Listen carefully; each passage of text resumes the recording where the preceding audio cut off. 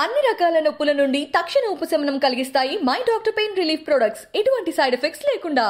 కొంతమంది ఐఏఎస్ అధికారులు ఒక తరం వాళ్ళు, కొంత చరిత్ర తెలిసిన వాళ్ళు జలమంగళరావు గారిని ది బెస్ట్ అడ్మినిస్ట్రేటర్ కింద చెబుతుంటారు ముఖ్యమంత్రులతో అందరిలో కంపేర్ చేసుకుంటే. సో అది మీరు గమనించారా ఆయనలో?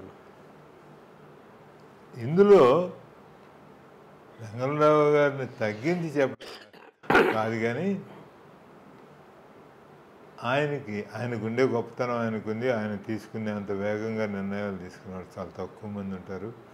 దేన్నైనా వచ్చే ఆ నిర్ణయాల వలన వచ్చే నష్టాలు ఏమన్నా ఉన్నా కానీ ధైర్యంగా ఫేస్ చేసేవాడు ఆయన. ఇంకోటి మీద నచ్చడం కానీ లేకపోతే ఇంకోటి కానీ అటువంటిది అసలు ఆయన స్వభావంలోనే లేదు.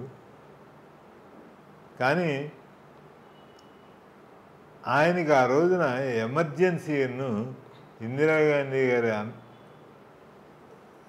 సపోర్టు, టోటల్ సపోర్టు ఆ రోజున్న రాజకీయ పరిస్థితుల వలన కానివ్వండి, ఇంకోటి వలన కానివ్వండి, ఆయనకి పూర్తి మద్దతు ఇచ్చారు ఆవిడ. ఆ ఎమర్జెన్సీ ఉండింది. సో ఆయన దగ్గర ఎఫిషియెంట్ ఆఫీసర్స్ కూడా ఉండేవాళ్ళు. వాళ్ళకి ఈయన ఉత్సాహం ఇచ్చి, ప్రోత్సాహం ఇచ్చి వాళ్ళకి స్వతంత్రంగా వాళ్ళు వ్యవహారం చేయడానికి ఈయన చేయటం వలన ఆ రోజున ఇందాక చెప్పాను కదా 41 out of 42 పార్లమెంట్ సీట్లు ఆయన గెలిపించి ఇచ్చాడు. గెలిపించేవారు. అంటే ఆంధ్ర ప్రజలకు కూడా, అంటే ఉమ్మడి ఆంధ్ర ప్రజలందరికీ కూడా కాంగ్రెస్ పట్ల ఒక ప్రత్యేకమైన అభిమానం చాలా కాలం వరకు, నిన్నమొన్నటి వరకు ఉండేది కదా. రాజశేఖర రెడ్డి గారి టైం వరకు అది కొనసాగిందని చెప్పచ్చు. కాంగ్రెస్ భావజాలంతో ఏకీభవించేది, కాంగ్రెస్ భావజాలాన్ని ఆమోదించేది ఆంధ్ర ప్రజలకి చాలా చాలా వరకు ఉండేది. ఇది 2014 వరకు. సరే, 2014 డిఫరెంట్.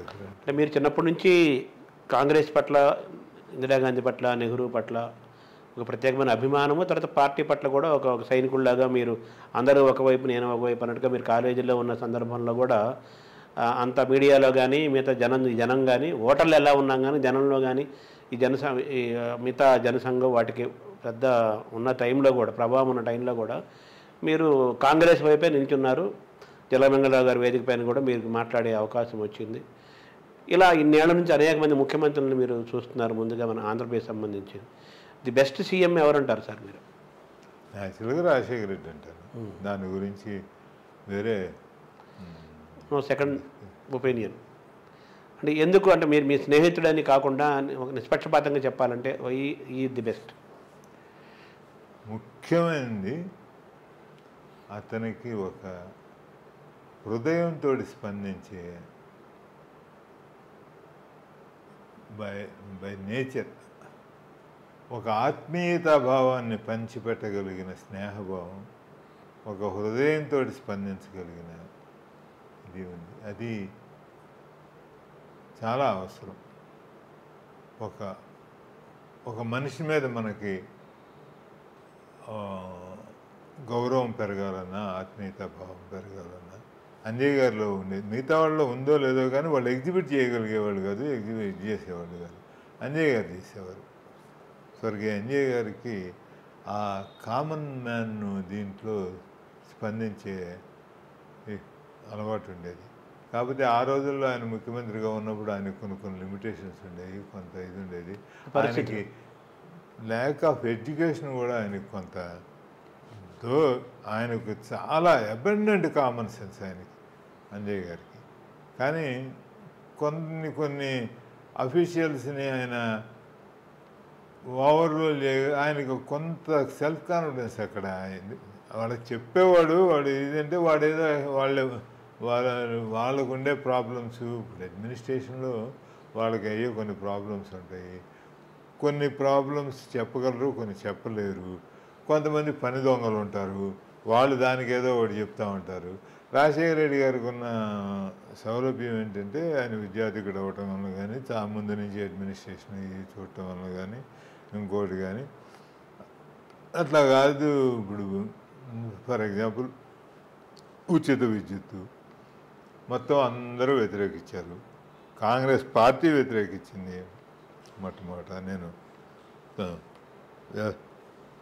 రైతు హృదయం అని వైఎస్ఆర్ మీద ఒక బుక్ తీసుకొస్తూ ఉన్నాను. తీసుకొస్తున్నారా? పోలవరం తీసుకొచ్చారు, ఇప్పుడు తీసుకొస్తారు. నేను రఘువీరారెడ్డి గారు అందులో దాని మీద మోర్ డీటెయిల్డ్గా ఇస్తాను.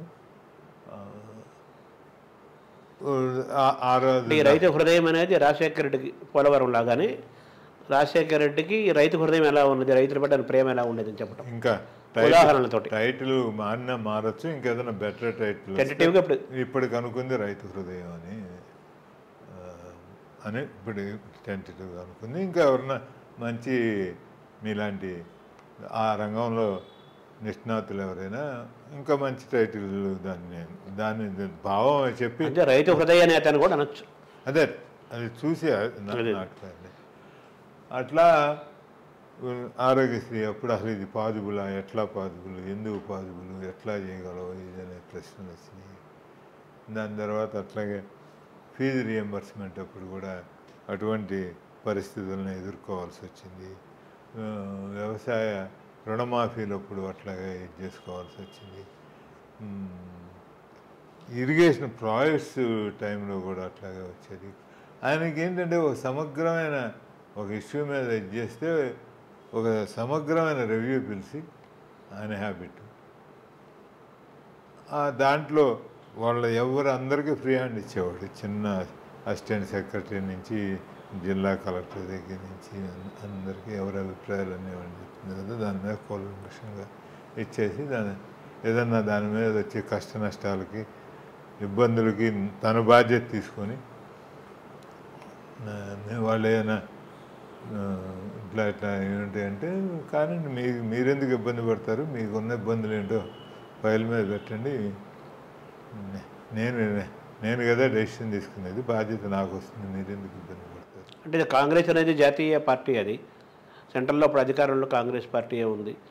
సరే రాష్ట్రకు ఉండే పరిస్థితులు, పరిమితులు, కేంద్ర రాష్ట్ర సంబంధాలు సరే ఒకే పార్టీ అయినప్పటికీ కూడా దాని పాలసీస్, కేంద్రం పాలసీస్ కొన్ని ఉన్నప్పటికీ కూడా ఈయన చేయాలనుకున్నవి, ఈయనకు వచ్చిన ఆలోచనలు ఈయన చేశారు అన్నీ. వాళ్ళని ఒప్పించి చేసేవాడు. అదే ఒప్పించి. ఇంకొకటి ఏంటంటే యాక్సెసిబిలిటీ.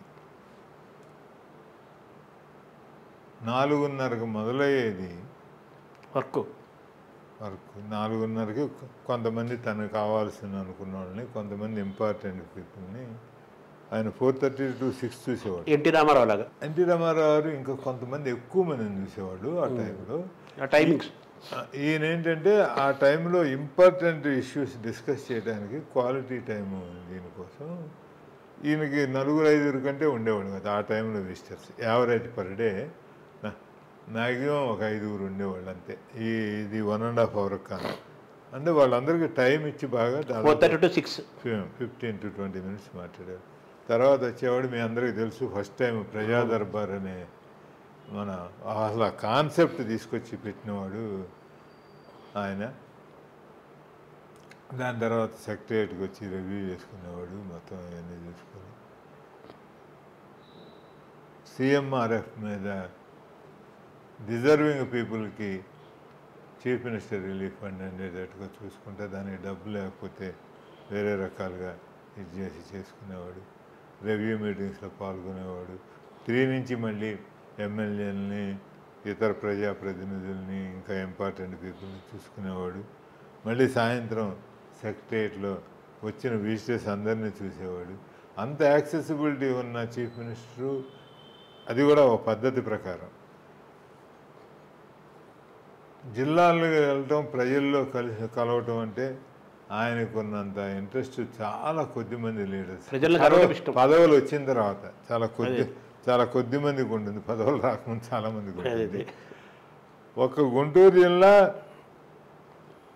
ఆయన పదవీ కాలం 5 సంవత్సరాలు 3 నెలల్లో ఒక గుంటూరు జిల్లా 40 times వెళ్ళాడు. ఎందుకని సార్ వెళ్ళారు? అన్ని జిల్లాలు వెళ్ళేవాడు. ఆ జిల్లా పెద్ద జిల్లా, ఇంకా ఎక్కువ అయ్యి ఉండేవి కాబట్టి ఇంకొంచెం ఎక్కువ సార్లు వెళ్ళాడు. అసలు 20 సార్లు తక్కువ అసలు ఏ జిల్లా వెళ్ళలేదు ఆయన. ప్రజల్లో ఓటర్లను కాకుండా మనుషులను చూసేవాడు.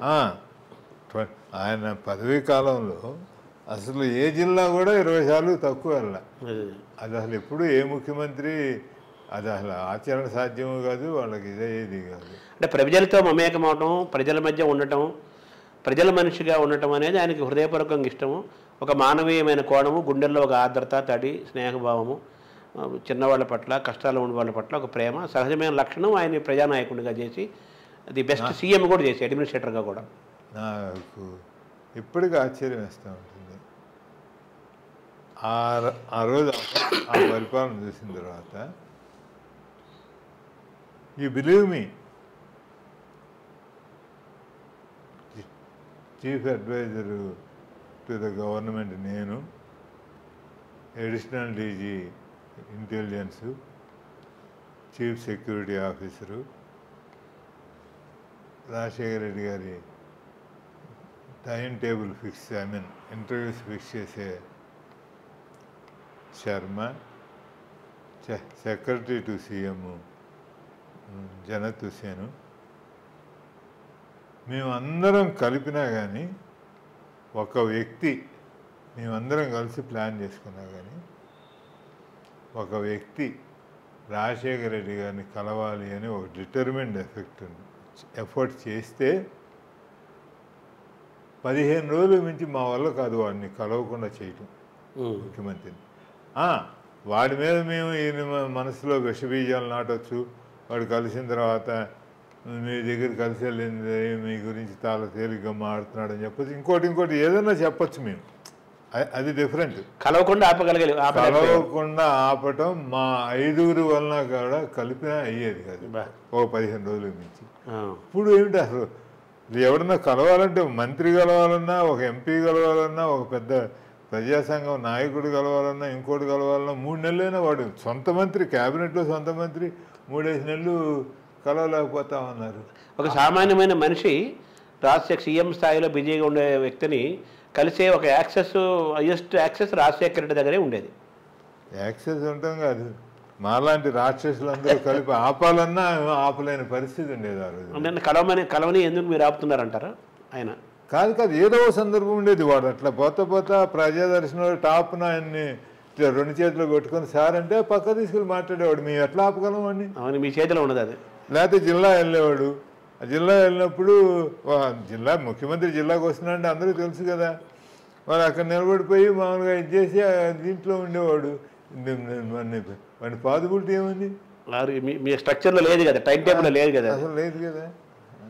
సో ఆ విధంగా వైఎస్ రాజశేఖర రెడ్డి అనేది ది బెస్ట్ సీఎంగా మీరు. ఆయన ఇంకోటి కూడా ఉండేది, అభివృద్ధిని ఏ రోజు not at the cost of development. Industries, అన్ని ఇండస్ట్రీస్ తెచ్చేవాడు. శ్రీ సిటీ అయినా ఆయన టైంలో డెవలప్ అయింది. తర్వాత ఆయన మొదలుపెట్టిన చాలా ప్రాజెక్టులు వేరే కారణాల వలన వాటిని ఇవైపోయినాయి తప్ప, లేకపోతే చాలా గొప్పగా ఇండస్ట్రీస్, వీలున్న ఇండస్ట్రీస్ వచ్చాయి. ఔటర్ రింగ్ రోడ్, మీరు హైదరాబాద్ గురించి చరిత్ర రాస్తే ఎవరైనా సరే సమగ్రమైన చరిత్ర ఇవాటి వరకు కూలీ కుతుబ్షాలనో లేకపోతే ఇంకోటనో 400 ఏళ్ల పైన చరిత్ర ఉంది కదా, ఇవన్నీ ఇట్లా రాసుకుంటూ వస్తే ఒక చాప్టర్ ఖచ్చితంగా ఉండాల్సింది ఏంటంటే Hyderabad before ORR, Hyderabad after ORR అనే చాప్టర్ మటుకు ఉండాల్సిందే. అది రాజశేఖర రెడ్డి గారికి అంకితం అవ్వాల్సిందే. ఎందుకంటే అసలు నాకు అర్థం కావట్లేదు, ఆ ఓఆర్ఆర్కి అటుపక్క ఉన్న ఊరు మళ్ళీ దాని చుట్టూ మళ్ళీ ఇంకొకటి త్రిపులార్ తెస్తామంటున్నారా? అది సరే, అది నెక్స్ట్ దాని క్రెడిట్ దానికి పునాదులు పడ్డాయి. దానికి 5 జిల్లాలు హైదరాబాద్లో అంతర్భాగం అయిపోయింది ఈ ఓఆర్ఆర్. పార్ట్ ఆఫ్ హైదరాబాద్ అయిపోయింది. ఎక్కడ ప్లేస్ ఆఫ్ డెస్టినేషన్ అయిపోయింది హైదరాబాద్. ప్రతి ఒక్కటికి మెగా సిటీ అయిపోయింది కదా, అయిపోయింది. అంటే పల్లెటూరు కూడా సిటీ అయిపోయింది. దానికి సరిపడా ఇన్ఫ్రాస్ట్రక్చర్ కూడా డెవలప్ చేశాడు ఆయన. గోదావరి ఎలా, అది ఆయన బ్రెయిన్ చేయలేనండి. దాంట్లో మీకు వేరే ఇదేముంది?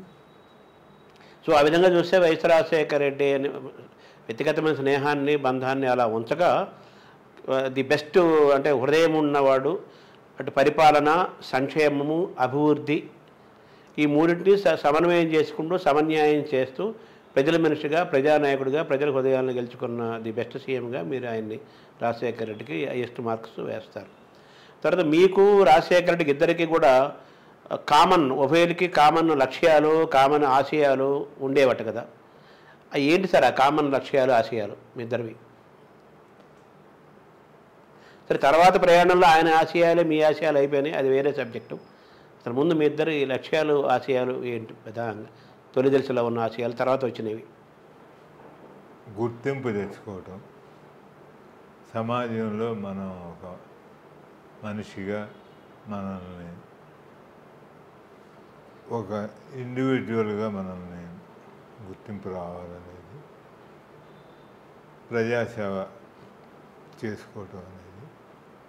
దాని తర్వాత పాలిటిక్స్లోకి వచ్చిన తర్వాత ఆటోమేటిక్గా అధికారంలోకి రావాలనేది. దట్ వితౌట్ సేయింగ్ ఇప్పుడు అది వచ్చేస్తుంది. అల్టిమేట్ గోలు అది లేకుండా ఎవరైనా చెప్తే నాకు పెద్దదాన్ని నమ్మబుద్ధి అవుతుంది. అదే మనం అబద్ధం చెబుతున్నట్టే కదా. మనం మనం మోసం చేసుకోండి. కొంతమంది ఆత్మవంచన చేసుకుంటారు, కొంతమంది మనం అబద్ధాలు చెప్తారు. Our goal was to see, Rajasekhar గారికి ఆయన ముఖ్యమంత్రి అవ్వాలని, నాకు ఆయన ముఖ్యమంత్రిగా చూడాలని మాకు గోల్ ఉండేది. అది అంటే ఆయన ముఖ్యమంత్రి అవ్వాలని ఆయనకి గోల్ ఉంది, ఆయన్ని ముఖ్యమంత్రిగా చూడాలని మీకు ఒక గోల్, ఇద్దరు గోల్ ఒకటే. అంతే. మరి మీరేమవ్వాలని మీకు ఇండివిజువల్గా ఏం లేదా? నాకు మా రోల్స్ మేము డిఫైన్ చేసుకున్నామండి. ఇప్పుడు నేను హృదయపూర్వకంగా నమ్మి ఆచరించింది, మనమే స్టేజ్ మీద మాట్లాడాలి, మనమే ఫ్రంట్ ఫేస్ రాజశేఖర రెడ్డి గారు ఉంటే దానికి ఎక్కువ నీడలాగా మీరు నీడనండి, బ్యాక్ రూమ్ బాయ్స్ అనండి, లేకపోతే ఆర్గనైజర్ అనండి, okay, what ever it you call. నేను మైక్ ఒక ఏర్పాటు చేసేవాడు వేరు ఉండాలి, స్టేజ్ ఏర్పాటు చేసేవాడు వేరు ఉండాలి, దాన్ని బ్యారికేడ్ చేసేవాడు వేరు ఉండాలి, ప్రజలను అడ్రస్ చేసేవాడు వేరు ఉండాలి అని హృదయపూర్వకంగా నమ్మేవాడు. ఆయన ఫ్రంట్ ఫేస్, ఆయనకి కావాల్సిన సహాయ సహకారాలు వాటిని అందించడానికి ఒక టీం ఉండాలి. ఆ టీంని నేను కోఆర్డినేట్ చేసుకుంటూ ఉండేవాడు. అంటే మిమ్మల్ని రాజ్యసభ సభ్యుడిగా చూడాలని కూడా, మీరు ఆయన సీఎంగా చూడాలని అనుకున్నారు, మిమ్మల్ని రాజ్యసభ సభ్యుడిగా చూడాలని అనేది ఆయనకు కూడా ఉంది కదా మీ పట్ల కోరిక? ఓఎస్ ఎప్పుడు 1990లోనే నేను రాజశేఖర రెడ్డి గారు, రాజీవ్ గాంధీ గారు బతుకున్నప్పుడే 1990లోనే నన్ను రాజ్యసభ మెంబర్గా చూడాలని నేను. తర్వాత మీరు మీ సుదీర్ఘమైన ప్రయాణము, సరే రాజశేఖర రెడ్డిని మీరు మిస్ అయ్యారా అంటే ప్రతి క్షణము మీరు ఆయన్ని తలుచుకుంటూనే ఉంటారు, ఆత్మలో ఉంటారు. ఆయనే ప్రకటించాడు, నా అంతరాత్మ కేవీపీ అని ఆయన చెప్పారు. సరే, ఎప్పుడు ఆయన జ్ఞాపకాలు మిమ్మల్ని వెంటాడుతుంటే జ్ఞాపకాలతో మీరు ఉంటారు, అది అందరికీ తెలిసిన విషయమే. మీరు వేరే, ఆయన వేరు కాదని అనుకోరు.